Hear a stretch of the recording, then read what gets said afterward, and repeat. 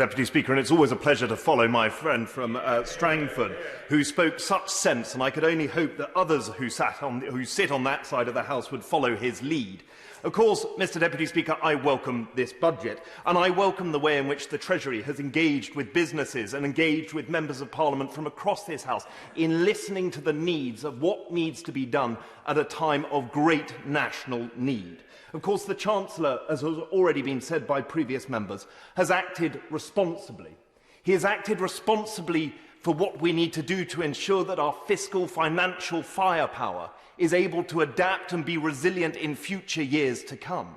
But he has also been responsible, ensuring that when we see the roadmap unveiled and we come to the end of June and businesses are able to unlock, they can do so with the certainty that the government is there to support them. The move to extend the 5% VAT cut, something that I'm sure I have annoyed the Treasury on a number of occasions, is a welcome step. But more importantly, the improvement of making it 12.5%, a sliding mechanism that provides that certainty for businesses, is also a very welcome one. And in seats like mine, where tourism and hospitality is so integral to our local economy, it will make all the difference for those businesses who have faced over 200 days without customers, without service. And this will make the difference. And the same can be said for business rates. Now, Mr Deputy Speaker, one overlooked group has been young people.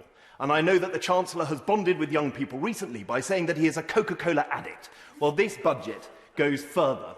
It also makes the point that to ensure that we have productivity and growth in future years, we are able to provide the opportunity for young people to find the jobs that they need, to get the training that they want, and to get the support that they need in their economy, not just in London, but across the entire of the United Kingdom. And it is particularly welcome to hear about work coaches, the Kickstart scheme, the Life Skills Guarantee, and encouraging and incentivising further apprenticeship schemes. This is extremely welcome, but I hope we can go further. And since organisations like the National Union of Students seem incapable of doing so, we must stand up for university students who have overpaid for essential Zoom lessons over the last 13 months.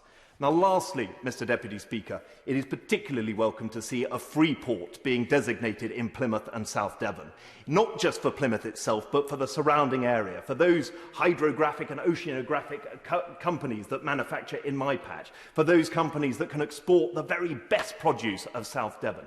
This will make a huge difference. It is an example of levelling up across the whole country and our commitment to providing opportunity in every region of the United Kingdom of Great Britain and Northern Ireland. And I hope, Mr Deputy Speaker, that the opposition will recognise that this is a budget that is fiscally robust and will deliver for generations to come.